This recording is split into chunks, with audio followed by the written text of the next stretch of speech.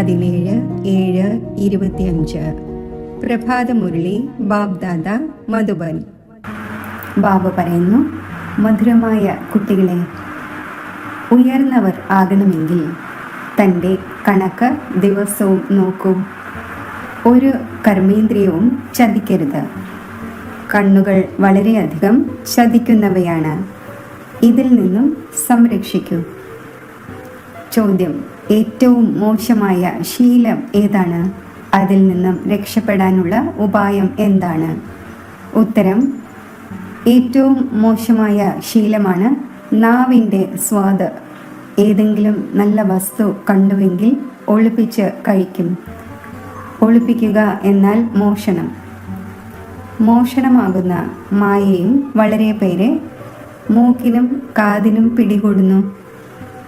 ഇതിൽ നിന്നും രക്ഷപ്പെടാനുള്ള ഉപാധിയാണ്, എപ്പോഴെങ്കിലും എവിടെയെങ്കിലും ബുദ്ധി പോകുന്നു എങ്കിൽ സ്വയം തനിക്ക് ശിക്ഷ നൽകൂ. മോശമായ ശീലങ്ങൾ മാറ്റുന്നതിനായി സ്വയം തന്നെ നന്നായി ശകാരിക്കൂ. ഓം ശാന്തി. ആത്മാഭിമാനിയായി ഇരിക്കുകയാണോ? ഓരോ കാര്യവും തന്നോട് തന്നെ സ്വയം ചോദിക്കണം. നമ്മൾ ആത്മാഭിമാനിയായി ഇരിക്കുകയാണോ? ബാബയെ ഓർമ്മിച്ചു കൊണ്ടിരിക്കുകയാണോ? ശിവശക്തി പാണ്ഡവ സേന എന്ന് പാടപ്പെട്ടിട്ടുണ്ട്. ഇത് ശിവ് ബാബയുടെ സേനയാണല്ലോ ഇരിക്കുന്നത്. ആ ഭൗതിക സേനയിൽ യുവാക്കൾ മാത്രമാണുള്ളത്. വൃദ്ധരും കുട്ടികളും ഉണ്ടായിരിക്കുന്നില്ല. ഈ സേനയിലാകട്ടെ വൃദ്ധരും കുട്ടികളും യുവാക്കളും എല്ലാവരും ഇരിക്കുന്നു. ഇതാണ് മായയുടെ മേൽ ജയം നേടുന്നതിനുള്ള സേന. ഓരോരുത്തർക്കും മായയുടെ മേൽ ജയം നേടി ബാബയിൽ നിന്നും പരിധിയില്ലാത്ത സമ്പത്ത് നേടണം. കുട്ടികൾക്കറിയാം, മായ വളരെ ബലവാനാണ്. കർമ്മേന്ദ്രിയങ്ങൾ തന്നെയാണ് ഏറ്റവും കൂടുതൽ ചതിക്കുന്നത്. ചാർട്ടിൽ ഇതും എഴുതണം: ഇന്ന് ഏതൊരു കർമ്മേന്ദ്രിയമാണ് ചതിച്ചത്? ഇന്നയാളെ കണ്ടപ്പോൾ ഇയാളെ സ്പർശിക്കട്ടെ, ഇത് ചെയ്യട്ടെ എന്ന് ആഗ്രഹം തോന്നി. കണ്ണുകൾ വളരെയധികം നഷ്ടമുണ്ടാക്കുന്നു. ഓരോ കർമ്മേന്ദ്രിയത്തെയും നോക്കൂ. ഏത് കർമ്മേന്ദ്രിയമാണ് വളരെയധികം നഷ്ടമുണ്ടാക്കുന്നത്? സൂർദാസിൻ്റെയും ഉദാഹരണം ഇതിന്മേലാണ് നൽകുന്നത്. തൻ്റെ പരിശോധന നിലനിർത്തണം. കണ്ണുകൾ വളരെയധികം ചതിക്കുന്ന ഒന്നാണ്. നല്ല നല്ല കുട്ടികളെയും മായ ചതിക്കുന്നു. സേവനം നന്നായി ചെയ്യുന്നുണ്ട്, പക്ഷേ കണ്ണുകൾ ചതിക്കുന്നു. ഈ കാര്യത്തിൽ വളരെയധികം പരിശോധന വയ്ക്കേണ്ടതുണ്ട്. കാരണം ശത്രുവാണല്ലോ. നമ്മുടെ പദവിയെ ഭ്രഷ്ടമാക്കുന്നു. ആരാണോ സെൻസിബിളായ കുട്ടികൾ, അവർ നല്ല രീതിയിൽ നോട്ട് ചെയ്യേണ്ടതാണ്. ഡയറി പോക്കറ്റിൽ ഉണ്ടായിരിക്കണം. ഭക്തി മാർഗത്തിൽ ബുദ്ധി മറ്റു ഭാഗത്തേക്ക് ഓടുന്നുവെങ്കിൽ സ്വയം തന്നെ നുള്ളുന്നു. നിങ്ങളും ശിക്ഷ നൽകേണ്ടതാണ്. വളരെ ജാഗ്രത വയ്ക്കേണ്ടത് ആവശ്യമാണ്. കർമ്മേന്ദ്രിയങ്ങൾ ചതിക്കുന്നില്ലല്ലോ, അകന്നു മാറണം. നേരെ നിന്ന് നോക്കുവാൻ പോലും പാടില്ല. സ്ത്രീ പുരുഷന്മാർക്കാണ് വളരെയധികം കുഴപ്പങ്ങളുള്ളത്. കാണുമ്പോൾ കാമവികാരത്തിൻ്റെ ദൃഷ്ടി പോകുന്നു. അതിനാൽ സന്യാസിമാർ കണ്ണടച്ച് ഇരിക്കുന്നു. ചില സന്യാസിമാരാണെങ്കിൽ സ്ത്രീകൾക്ക് നേരെ പുറം തിരിഞ്ഞ് ഇരിക്കുന്നു. ആ സന്യാസിമാർക്കും മറ്റും എന്ത് ലഭിക്കുവാനാണ്? ഏറിയാൽ 10-20 ലക്ഷമോ കോടിയോ സ്വരൂപിക്കും. മരിച്ചുപോയാൽ തീർന്നു. പിന്നെ അടുത്ത ജന്മത്തിൽ ശേഖരിക്കേണ്ടി വരും. കുട്ടികളായ നിങ്ങൾക്ക് എന്തെല്ലാം ലഭിക്കുന്നുവോ അത് അവിനാശി സമ്പത്തായി മാറുന്നു. അവിടെ ധനത്തിൻ്റെ അത്യാർത്തി ഉണ്ടായിരിക്കുന്നില്ല. തലയിട്ടടിക്കേണ്ട വിധത്തിലുള്ള ഒരു അപ്രാപ്തിയും ഉണ്ടായിരിക്കില്ല. കലിയുഗത്തിൻ്റെ അന്തിമവും സത്യയുഗത്തിൻ്റെ ആദിയും തമ്മിൽ രാപകലിൻ്റെ വ്യത്യാസമുണ്ട്. അവിടെയാണെങ്കിൽ അപാരമായ സുഖമുണ്ടായിരിക്കും. ഇവിടെ ഒന്നും തന്നെയില്ല. ബാബ എപ്പോഴും പറയുന്നു, സംഗമം എന്ന വാക്കിനോടൊപ്പം പുരുഷോത്തമം എന്ന വാക്കും തീർച്ചയായും എഴുതും. വ്യക്തമായി വാക്കുകൾ പറയേണ്ടത് ആവശ്യമാണ്. മനസ്സിലാക്കിച്ചു കൊടുക്കുന്നത് സഹജമാണ്. മനുഷ്യനിൽ നിന്നും ദേവതയാക്കി മാറ്റി. അപ്പോൾ തീർച്ചയായും സംഗമത്തിൽ തന്നെ വരുമല്ലോ ദേവതയാക്കുവാനും നരകവാസിയെ സ്വർഗവാസിയാക്കി മാറ്റുവാനും. മനുഷ്യരാണെങ്കിൽ ഘോര അന്ധകാരത്തിലാണ്. സ്വർഗം എന്താണെന്ന് അറിവ് പോലുമില്ല. മറ്റു ധർമ്മത്തിൽ ഉള്ളവർക്കാണെങ്കിൽ സ്വർഗം കാണുവാൻ പോലും സാധിക്കില്ല. അതിനാൽ ബാബു പറയുന്നു, നിങ്ങളുടെ ധർമ്മം വളരെയധികം സുഖം നൽകുന്ന ഒന്നാണ്. അതിനെ പറയുന്നത് തന്നെ ഹെവൻ എന്നാണ്. എന്നാൽ നമുക്കും ഹെവനിലേക്ക് പോകുവാൻ സാധിക്കും എന്ന് മനസ്സിലാക്കുന്നില്ല. ആർക്കും തന്നെ അറിയില്ല. ഭാരതവാസികൾ ഇത് മറന്നുപോയി. ഹെവനെ 1,00,000 വർഷങ്ങൾ എന്ന് പറയുന്നു. ക്രിസ്ത്യൻസ് സ്വയം പറയുന്നു 3000 വർഷങ്ങൾക്ക് മുമ്പ് ഹെവൻ ആയിരുന്നു. ലക്ഷ്മി നാരായണന്മാരെ പറയുന്നത് തന്നെ ഗോഡ് ഗോഡസ് എന്നാണ്. തീർച്ചയായും ഗോഡ് തന്നെയാണ് ഗോഡ് ഗോഡസ് ആക്കി മാറ്റുന്നത്. അപ്പോൾ പ്രയത്നിക്കേണ്ടത് ആവശ്യമാണ്. ദിവസവും തൻ്റെ കണക്ക് നോക്കണം. ഏതൊരു കർമ്മേന്ദ്രിയമാണ് ചതിച്ചത്? നാവും ഒട്ടും മോശമല്ല. ഏതെങ്കിലും നല്ല വസ്തു കണ്ടുവെങ്കിൽ ഒളിപ്പിച്ച് കഴിക്കും. ഇതും പാപമാണ് എന്ന് മനസ്സിലാക്കുന്നില്ല. മോഷണമായല്ലോ. അതും ശിവ് ബാബയുടെ യജ്ഞത്തിൽ നിന്നും മോഷ്ടിക്കുന്നത് വളരെ മോശമാണ്. കക്ക മോഷ്ടിച്ചാലും കള്ളൻ, ലക്ഷം മോഷ്ടിച്ചാലും കള്ളൻ എന്ന് പറയുന്നു. വളരെ പേര് മായ മൂക്കിന് പിടികൂടിക്കൊണ്ടിരിക്കുന്നു. ഈ എല്ലാ മോശമായ ശീലങ്ങളും മാറ്റണം. സ്വയം തന്നെ ശകാരിക്കണം. മോശമായ ശീലങ്ങൾ ഉള്ളതുവരെയും ഉയർന്ന പദവി നേടുവാൻ സാധിക്കില്ല. സ്വർഗത്തിൽ പോകുന്നത് വലിയ കാര്യമല്ല. പക്ഷേ രാജാറാണി എവിടെ, പ്രജ എവിടെ? അതിനാൽ ബാബു പറയുന്നു, കർമ്മേന്ദ്രിയങ്ങളെ വളരെ പരിശോധിക്കേണ്ടത് ആവശ്യമാണ്. ഏതൊരു കർമ്മേന്ദ്രിയമാണ് ചതിക്കുന്നത്? കണക്കെടുക്കണം. വ്യാപാരമാണല്ലോ. ബാബ മനസ്സിലാക്കിച്ചു തരുന്നു, ഞാനുമായി വ്യാപാരം നടത്തണമെങ്കിൽ, ഉയർന്ന പദവി നേടണമെങ്കിൽ ശ്രീമത്ത് അനുസരിച്ച് നടക്കൂ. ബാബ ഡയറക്ഷൻ നൽകും. അതിലും മായ വിഘ്നമിടും. ചെയ്യുവാൻ അനുവദിക്കില്ല. ബാബ പറയുന്നു, ഇത് മറക്കരുത്. അലക്ഷ്യം കാണിക്കുന്നതിലൂടെ പിന്നെ വളരെയധികം പശ്ചാത്തപിക്കും. ഒരിക്കലും ഉയർന്ന പദവി നേടുകയില്ല. ഇപ്പോഴാണെങ്കിൽ സന്തോഷത്തോടെ പറയുന്നു, നമ്മൾ നരനിൽ നിന്നും നാരായണനാകും എന്ന്. പക്ഷേ സ്വയം തന്നോട് ചോദിച്ചുകൊണ്ടിരിക്കൂ, എവിടെയെങ്കിലും കർമ്മേന്ദ്രിയങ്ങൾ ചതിക്കുന്നില്ലല്ലോ. തൻ്റെ ഉന്നതി ചെയ്യണമെങ്കിൽ ബാബ എന്ത് ഡയറക്ഷൻ നൽകുന്നോ അതിനെ പ്രാവർത്തികമാക്കൂ. മുഴുവൻ ദിവസത്തെയും കണക്ക് നോക്കൂ. തെറ്റുകൾ വളരെയധികം ഉണ്ടായിക്കൊണ്ടിരിക്കുന്നു. കണ്ണുകൾ വലിയ രീതിയിൽ ചതിക്കുന്നു. ദയവുണ്ടാകും. ഇവരെ കഴിപ്പിക്കട്ടെ, സമ്മാനം കൊടുക്കട്ടെ എന്ന്. തൻ്റെ വളരെയധികം സമയം വേസ്റ്റ് ചെയ്യുകയാണ്. മാലയിലെ മുത്താകുന്നതിൽ വലിയ പ്രയത്നമുണ്ട്. അഷ്ടരത്നങ്ങളാണ് മുഖ്യം. നവരത്നങ്ങൾ എന്ന് പറയുന്നു. 1 ബാബ, പിന്നെയുള്ളത് 8. ബാബയുടെ അടയാളം മധ്യത്ത് വേണമല്ലോ. ഏതെങ്കിലും ഗ്രഹപ്പിഴയോ മറ്റോ വരുന്നെങ്കിൽ നവരത്നങ്ങളുടെ മോതിരവും മറ്റും അണിയുന്നു. ഇത്രയധികം പുരുഷാർത്ഥം ചെയ്യുന്നവരിൽ വെച്ച് 8 പേരാണ് പാസ് വിത്ത് ഓണേഴ്സിൽ വരുന്നത്. അഷ്ടരത്നങ്ങൾക്ക് വളരെ മഹിമയുണ്ട്. ദേഹാഭിമാനത്തിൽ വരുന്നതിലൂടെ കർമ്മേന്ദ്രിയങ്ങൾ വളരെയധികം ചതിക്കുന്നു. ഭക്തിയിലും ചിന്ത ഉണ്ടായിരിക്കുന്നുവല്ലോ. ശിരസിൽ പാപം വളരെയുണ്ട്. ദാനപുണ്യം ചെയ്യട്ടെ, അപ്പോൾ പാപം ഇല്ലാതാകുമെന്ന്. സത്യയുഗത്തിൽ യാതൊരു ചിന്തയുടെ കാര്യവുമില്ല. കാരണം അവിടെ രാവണ രാജ്യം തന്നെയില്ല. അവിടെയും ഇങ്ങനെയുള്ള കാര്യങ്ങൾ ഉണ്ടാകുന്നുവെങ്കിൽ പിന്നെ നരകവും സ്വർഗവും തമ്മിൽ യാതൊരു വ്യത്യാസവും ഉണ്ടായിരിക്കില്ല. നിങ്ങളെ ഇത്രയും ഉയർന്ന പദവി നേടുന്നതിനു വേണ്ടി ഭഗവാൻ ഇരുന്ന് പഠിപ്പിക്കുന്നു. ബാബയുടെ ഓർമ്മ വരുന്നില്ല എങ്കിൽ ശരി, പഠിപ്പിക്കുന്ന ടീച്ചറിൻ്റെ ഓർമ്മ വരട്ടെ.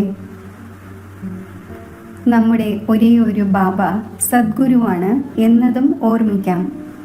മനുഷ്യർ ആസുരീയ മതമനുസരിച്ച് ബാബയെ എത്ര തിരസ്കരിച്ചു. ബാബ ഇപ്പോൾ എല്ലാവരുടെ മേലും ഉപകാരം ചെയ്യുന്നു. കുട്ടികളായ നിങ്ങളും ഉപകാരം ചെയ്യേണ്ടതാണ്. ആരോടും അപകാരം പാടില്ല, കുദൃഷ്ടിയും പാടില്ല. തൻ്റെ തന്നെ നഷ്ടം വരുത്തുന്നു. ആ വൈബ്രേഷൻ പിന്നെ മറ്റുള്ളവരിലും പ്രഭാവമുണ്ടാക്കുന്നു.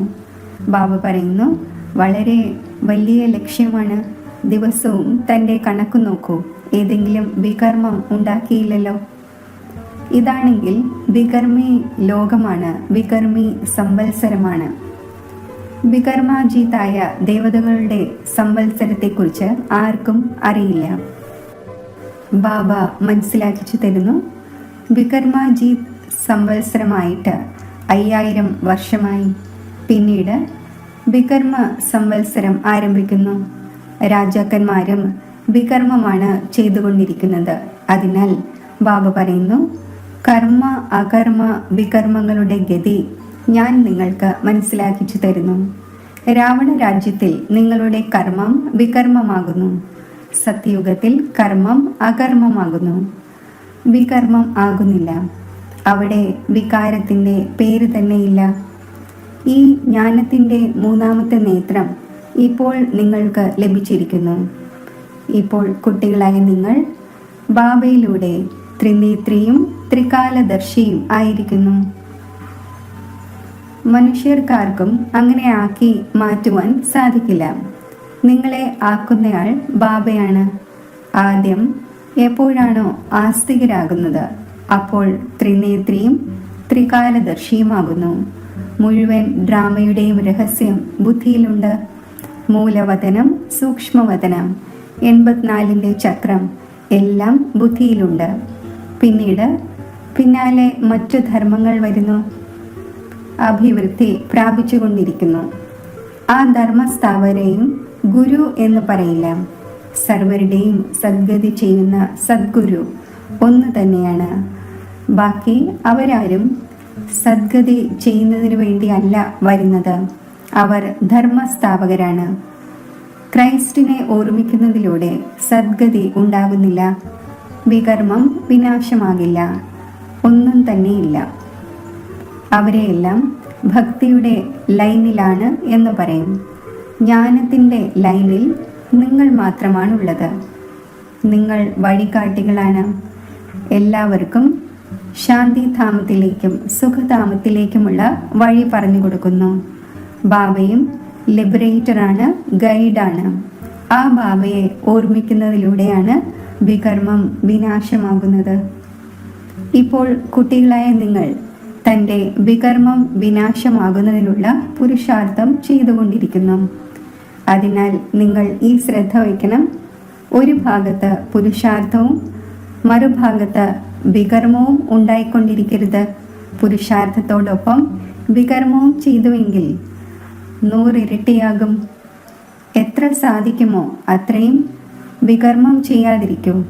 ഇല്ലെങ്കിൽ അഡിഷനും ഉണ്ടാകും, പേരും ചീത്തയാകും. ഭഗവാനാണ് നമ്മെ പഠിപ്പിക്കുന്നത് എന്ന് അറിയാമായിരിക്കെ പിന്നെ ഒരു വികർമ്മവും ചെയ്യാൻ പാടില്ലാത്തതാണ്. ചെറിയ മോഷണമായാലും വലിയ മോഷണമായാലും പാപം ആകുന്നുവല്ലോ. ഈ കണ്ണുകൾ വളരെയധികം ചതിക്കുന്നു. ബാബ കുട്ടികളുടെ പെരുമാറ്റത്തിലൂടെ മനസ്സിലാക്കുന്നു. ഒരിക്കലും ചിന്തയിൽ പോലും ഇത് എൻ്റെ പത്നിയാണ് എന്നത് വരരുത്. നമ്മൾ ബ്രഹ്മകുമാർ കുമാരിയാണ്, ശിവ് ബാബയുടെ പൗത്രരാണ്. നമ്മൾ ബാബയോട് പ്രതിജ്ഞ ചെയ്തിരിക്കുന്നു, രാഖി ബന്ധിച്ചിരിക്കുന്നു. പിന്നെ കണ്ണുകൾ എന്തുകൊണ്ട് ചതിക്കുന്നു? ഓർമ്മയുടെ ബലത്തിലൂടെ ഏതൊരു കർമ്മേന്ദ്രിയങ്ങളുടെയും ചതിവിൽ നിന്നും മുക്തമാകുവാൻ സാധിക്കും. വലിയ പ്രയത്നം ആവശ്യമാണ്. ബാബയുടെ ഡയറക്ഷൻ അനുസരിച്ച് പ്രാവർത്തികമാക്കി ചാർട്ട് എഴുതൂ. സ്ത്രീ പുരുഷന്മാരും പരസ്പരം ഈ കാര്യങ്ങൾ സംസാരിക്കൂ. നമ്മൾ ബാബയിൽ നിന്നും പൂർണ്ണമായും സമ്പത്തെടുക്കും. ടീച്ചറിൽ നിന്നും പൂർണ്ണമായും പഠിക്കും. പരിധിയില്ലാത്ത നോളജ് നൽകുന്ന ഇങ്ങനെയുള്ള ടീച്ചറിനെ ഒരിക്കലും ലഭിക്കില്ല. ലക്ഷ്മി നാരായണന് പോലും അറിയില്ല. പിന്നെ അവർക്ക് പിന്നാലെ വരുന്നവർക്ക് എങ്ങനെ അറിയുവാൻ സാധിക്കും? ബാബ പറയുന്നു, ഈ സൃഷ്ടിയുടെ ആദി മധ്യ അന്ത്യത്തിൻ്റെ ജ്ഞാനം സംഗമത്തിൽ നിങ്ങൾ മാത്രമാണ് അറിയുന്നത്. ബാബ വളരെയധികം മനസ്സിലാക്കിച്ചു തരുന്നു, ഇത് ചെയ്യൂ, ഇങ്ങനെ ചെയ്യൂ എന്ന്. പിന്നെ ഇവിടെ നിന്നും എഴുന്നേറ്റു കഴിഞ്ഞു. ശിവ് ബാബയാണ് നമ്മളോട് പറയുന്നത് എന്നതും മനസ്സിലാക്കുന്നില്ല. എപ്പോഴും ശിവ് ബാബയാണ് പറയുന്നത് എന്ന് മനസ്സിലാക്കൂ. ഇദ്ദേഹത്തിൻ്റെ ഫോട്ടോയും വെക്കണ്ട. ഈ രഥമാകട്ടെ ലോൺ എടുത്തിരിക്കുകയാണ്. ഇദ്ദേഹവും പുരുഷാർത്ഥിയാണ്. ഇദ്ദേഹവും പറയുന്നു, ഞാൻ ബാബയിൽ നിന്നും സമ്പത്ത് നേടിക്കൊണ്ടിരിക്കുന്നു. നിങ്ങളെ പോലെ ഇദ്ദേഹവും സ്റ്റുഡൻറ് ലൈഫിലാണ്. മുന്നോട്ട് പോകവേ നിങ്ങളുടെ മഹിമയുണ്ടാകും. ഇപ്പോൾ നിങ്ങൾ പൂജ്യ ദേവതയാകുന്നതിന് വേണ്ടി പഠിക്കുന്നു. പിന്നീട് സത്യയുഗത്തിൽ നിങ്ങൾ ദേവതയാകും. ഈ എല്ലാ കാര്യങ്ങളും ബാബയ്ക്കല്ലാതെ മറ്റാർക്കും മനസ്സിലാക്കിച്ചു തരുവാൻ സാധിക്കില്ല. ഭാഗ്യത്തിൽ ഇല്ലെങ്കിൽ പിന്നെ സംശയം വരുന്നു, ശിവ് ബാബ എങ്ങനെ വന്ന് പഠിപ്പിക്കും എന്ന്. ഞാൻ അംഗീകരിക്കുന്നില്ലെങ്കിൽ പിന്നെ ശിവ് ബാബയെ എങ്ങനെ ഓർമ്മിക്കും? വികർമ്മം വിനാശമാവുക സാധ്യമല്ല. ഈ മുഴുവൻ രാജധാനിയും നമ്പർ വാറായി സ്ഥാപിതമായിക്കൊണ്ടിരിക്കുന്നു. ദാസദാസിമാരും വേണമല്ലോ. രാജാക്കന്മാർക്ക് ദാസിമാരെ സ്ത്രീധനമായി ലഭിക്കുന്നു. ഇവിടെ പോലും ഇത്രയും ദാസിമാരെ വെക്കുന്നുവെങ്കിൽ സത്യയുഗത്തിൽ എത്രയുണ്ടായിരിക്കും? പോയി ദാസദാസിമാർ ആകും വിധത്തിലുള്ള ലൂസായ പുരുഷാർത്ഥം ചെയ്യുവാൻ പാടില്ല. ബാബയോട് ചോദിക്കാം, ബാബ ഇപ്പോൾ മരിച്ചു പോവുകയാണെങ്കിൽ എന്ത് പദവി ലഭിക്കും? ബാബ ഉടൻ പറഞ്ഞു തരും. തൻ്റെ കണക്ക് സ്വയം നോക്കൂ. അന്തിമത്തിൽ നമ്പർ അനുസരിച്ച് കർമാതീത അവസ്ഥ ഉണ്ടാകണം. ഇതാണ് സത്യമായ സമ്പാദ്യം. ആ സമ്പാദ്യത്തിൽ രാവും പകലും എത്ര ബിസിയായിരിക്കുന്നു. വാതുവയ്ക്കുന്നവർ ഒരു കൈകൊണ്ട് ഭക്ഷണം കഴിക്കുന്നു, മറു കൈകൊണ്ട് ഫോണിലൂടെ കാര്യവ്യവഹാരങ്ങൾ നടത്തുന്നു. ഇനി പറയൂ, ഇങ്ങനെയുള്ള വ്യക്തിക്ക് ജ്ഞാനത്തിൽ നടക്കുവാൻ സാധിക്കുമോ? നമുക്ക് ഒഴിവു സമയമില്ല എന്ന് പറയുന്നു. സത്യമായ രാജപദമാണ് ലഭിക്കുന്നത്. കേവലം ബാബയെ ഓർമ്മിക്കൂ, എങ്കിൽ വികർമ്മം വിനാശമാകും. അഷ്ടദേവതകളെയും മറ്റും ഓർമ്മിക്കുന്നുണ്ടല്ലോ. അവരുടെ ഓർമ്മയിലൂടെയാണെങ്കിൽ ഒന്നും ലഭിക്കുന്നില്ല. ബാബ വീണ്ടും വീണ്ടും ഓരോ കാര്യത്തെക്കുറിച്ചും മനസ്സിലാക്കിച്ചു തന്നുകൊണ്ടിരിക്കുന്നു. അതിലൂടെ ഇന്ന കാര്യത്തെക്കുറിച്ച് മനസ്സിലാക്കിച്ചു തന്നില്ല എന്ന് പിന്നീട് ആരും പറയരുത്. കുട്ടികളായ നിങ്ങൾക്ക് എല്ലാവർക്കും സന്ദേശം നൽകണം. എയ്റോപ്ലെയിനിൽ നിന്നും നോട്ടീസ് ഇടുന്നതിനു വേണ്ടി ശ്രമിക്കണം. അതിൽ ശിവ് ബാബ ഇങ്ങനെ പറയുന്നു എന്ന് എഴുതൂ. ബ്രഹ്മാവും ശിവ് ബാബയുടെ കുട്ടിയാണ്, പ്രജാപിതാവാണ്. അപ്പോൾ അതും പിതാവാണ്, ഇതും പിതാവാണ്. ശിവ് ബാബ എന്ന് പറയുന്നതിലൂടെ വളരെയധികം കുട്ടികൾക്ക് സ്നേഹത്തിൻ്റെ കണ്ണുനീർ വരുന്നു. ഒരിക്കലും കണ്ടിട്ട് പോലുമില്ല. ഇങ്ങനെ എഴുതുന്നു, ബാബ എപ്പോൾ വന്ന് അങ്ങുമായി കൂടിക്കാഴ്ച നടത്തും? ബാബ ബന്ധനത്തിൽ നിന്നും മോചിപ്പിക്കൂ. വളരെ പേർക്ക് ബാബയുടെയും പിന്നെ പ്രിൻസിൻ്റെയും സാക്ഷാത്കാരം ഉണ്ടാകുന്നു. മുന്നോട്ട് പോകവേ വളരെ പേർക്ക് സാക്ഷാത്കാരം ഉണ്ടാകും. എങ്കിലും പുരുഷാർത്ഥം ചെയ്യേണ്ടി വരും. മനുഷ്യരോട് മരിക്കുന്ന സമയത്തും പറയുന്നു, ഭഗവാനെ ഓർമ്മിക്കൂ. നിങ്ങളും കാണും, അന്തിമത്തിൽ നന്നായി പുരുഷാർത്ഥം ചെയ്യും, ഓർമ്മിക്കുവാൻ തുടങ്ങും. ബാബ നിർദ്ദേശം നൽകുന്നു, കുട്ടികളെ ഏത് സമയമാണോ ലഭിക്കുന്നത് അതിൽ പുരുഷാർത്ഥം ചെയ്ത് മേക്കപ്പ് ചെയ്യൂ. ബാബയുടെ ഓർമ്മയിലിരുന്ന് വികർമ്മം വിനാശമാക്കൂ. എങ്കിൽ പിന്നീടാണ് വന്നതെങ്കിലും മുന്നിൽ പോകുവാൻ സാധിക്കും. ട്രെയിൻ ലേറ്റ് ആകുന്നുവെങ്കിൽ മേക്കപ്പ് ചെയ്യുന്നുവല്ലോ. നിങ്ങൾക്കും ഇവിടെ സമയം ലഭിക്കുന്നു. അതിനാൽ മേക്കപ്പ് ചെയ്യൂ. ഇവിടെ വന്ന് സമ്പാദ്യം നടത്തുന്നതിൽ മുഴുകൂ. ബാബ നിർദ്ദേശവും നൽകുന്നു, ഇങ്ങനെയെല്ലാം ചെയ്യൂ, തൻ്റെ മംഗളം ചെയ്യൂ. ബാബയുടെ ശ്രീമത്ത് അനുസരിച്ച് നടക്കൂ. എയ്റോപ്ലെയിനിൽ നിന്നും നോട്ടീസ് ഇടൂ. അതിലൂടെ മനുഷ്യർ മനസ്സിലാക്കട്ടെ, ശരിയായ സന്ദേശമാണ് നൽകിക്കൊണ്ടിരിക്കുന്നത്. ഭാരതം എത്ര വലുതാണ്, എല്ലാവരും അറിയണം. തീർച്ചയായും ബാബ നമുക്ക് അറിയുകയില്ലായിരുന്നു എന്ന് പിന്നീട് പറയാത്ത വിധം. ശരി. മധുരമധുരമായ വളരെ കാലം വേർപിരിഞ്ഞ ശേഷം തിരിച്ചു കിട്ടിയ കുട്ടികൾക്ക് മാതാവും പിതാവുമായ ബാബ്ദാദയുടെ സ്നേഹസ്മരണകൾ. Good morning. ആത്മീയ അച്ഛൻ്റെ ആത്മീയ കുട്ടികൾക്ക് നമസ്തേ. ധാരണയ്ക്കുള്ള മുഖ്യസാരം. സെൻസിബിൾ ആയി തൻ്റെ പരിശോധന നടത്തണം. കണ്ണുകൾ ചതിക്കുന്നില്ലല്ലോ. ഏതെങ്കിലും കർമ്മേന്ദ്രിയത്തിന് വശപ്പെട്ട് തലകീഴായ കർമ്മം ചെയ്യരുത്. ഓർമ്മയുടെ ബലത്തിലൂടെ കർമ്മേന്ദ്രിയങ്ങളുടെ ചതവിൽ നിന്നും മുക്തമാകണം. ഈ സത്യമായ സമ്പാദ്യത്തിനു വേണ്ടി സമയം കണ്ടെത്തണം. വൈകി വന്നാലും പുരുഷാർത്ഥത്തിലൂടെ മേക്കപ്പ് ചെയ്യണം. ഇത് വികർമ്മം വിനാശമാക്കുന്നതിനുള്ള സമയമാണ്. അതിനാൽ യാതൊരു വികർമ്മവും ചെയ്യരുത്. വരദാനം. ബാലകനും അധികാരിയുമാണ് എന്ന പാഠത്തിലൂടെ നിരഹങ്കാരിയും നിരാകാരിയുമായി ഭവിക്കട്ടെ. ബാലകൻ ആവുക എന്നാൽ പരിധിയുള്ള ജീവിതത്തിൻ്റെ പരിവർത്തനം ഉണ്ടാവുക എന്നർത്ഥം. ആര് എത്ര തന്നെ വലിയ ദേശത്തിൻ്റെ അധികാരിയായിക്കൊള്ളട്ടെ, ധനത്തിൻ്റെയോ കുടുംബത്തിൻ്റെയോ അധികാരി ആയിക്കൊള്ളട്ടെ, എന്നാൽ പിതാവിൻ്റെ മുന്നിൽ എല്ലാവരും ബാലകനാണ്. ബ്രാഹ്മണ കുട്ടികളായ നിങ്ങളും ബാലകൻ ആകുന്നു. അപ്പോൾ നിശ്ചിന്ത ചക്രവർത്തിയും ഭാവിയിൽ വിശ്വത്തിൻ്റെ അധികാരിയുമാകുന്നു. ബാലകനും അധികാരിയുമാണ്. ഈ സ്മൃതി സദാ നിരഹങ്കാരി നിരാകാരി സ്ഥിതിയുടെ അനുഭവം ഉണ്ടാക്കിക്കുന്നു. ബാലകൻ അതായത് കുട്ടിയാവുക എന്നാൽ മായയിൽ നിന്നും രക്ഷപ്പെടുക എന്നർത്ഥം. സ്ലോഗൻ. പ്രസന്നത തന്നെയാണ് ബ്രാഹ്മണ ജീവിതത്തിൻ്റെ പേഴ്സണാലിറ്റി. അപ്പോൾ സദാ പ്രസന്ന ചിത്തരായി ഇരിക്കൂ. അവ്യക്ത സൂചന. സങ്കല്പങ്ങളുടെ ശക്തി ശേഖരിച്ച് ശ്രേഷ്ഠ സേവനത്തിന് നിമിത്തമാകൂ. ഏതൊരു കാര്യം ഇന്നത്തെ അനേകം കോടിപതിക്ക് ചെയ്യാൻ സാധിക്കുന്നില്ലയോ, അത് താങ്കളുടെ ഒരു സങ്കല്പത്തിൽ ആത്മാവിനെ കോടിപതിയാക്കി മാറ്റാൻ സാധിക്കും. അതിനാൽ ശ്രേഷ്ഠ സങ്കല്പത്തിൻ്റെ ശക്തി ശേഖരിക്കൂ.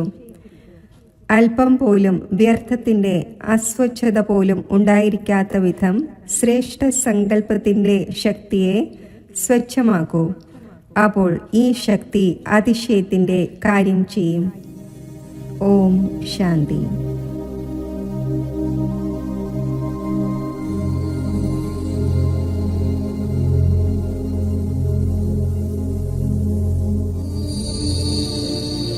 ഹൃദയേശ്വരനായ ബാബയുടെ ഓർമ്മയിൽ മഗ്നമാകുമ്പോൾ പവിത്രമായ പരമാത്മാ സ്നേഹത്തിൻ്റെ ആഴങ്ങളിൽ എത്തിച്ചേർന്ന് അനുപമമായ സുഖശാന്തിയുടെ ദിവ്യ അനുഭൂതിയിൽ ഞാൻ ആത്മാവ് ലയിച്ചിരിക്കുകയാണ്.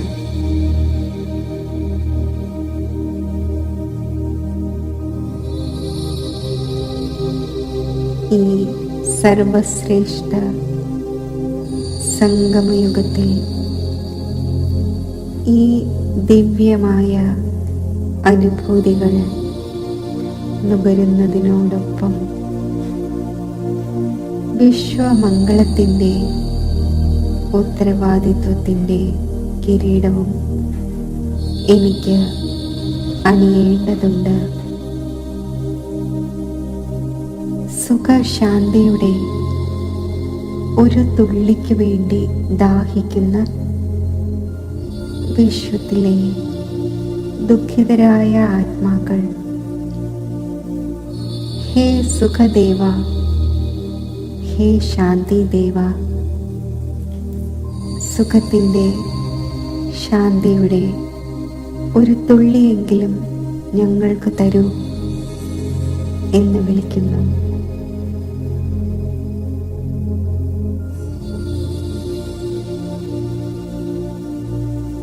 പവിത്രമായ പരമാത്മാ സ്നേഹത്തിൻ്റെ ദിവ്യ അനുഭൂതിയിൽ സ്ഥിതി ചെയ്തുകൊണ്ട്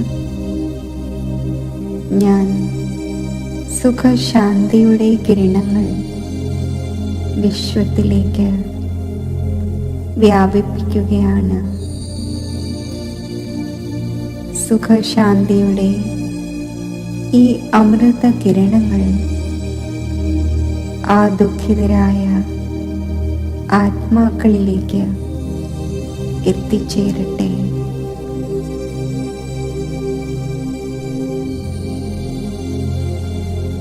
ഈ അമൃത കിരണങ്ങൾ ആ ദുഃഖിതരായ ആത്മാക്കളെ സ്പർശിച്ച് അവരെ ദുഃഖങ്ങളിൽ നിന്നും മുക്തമാക്കട്ടെ. സുഖശാന്തിയുടെ ഈ അമൃത കിരണങ്ങൾ പ്രാപ്തമാക്കി അവർ സന്തോഷമുള്ളവരായി തീരട്ടെ.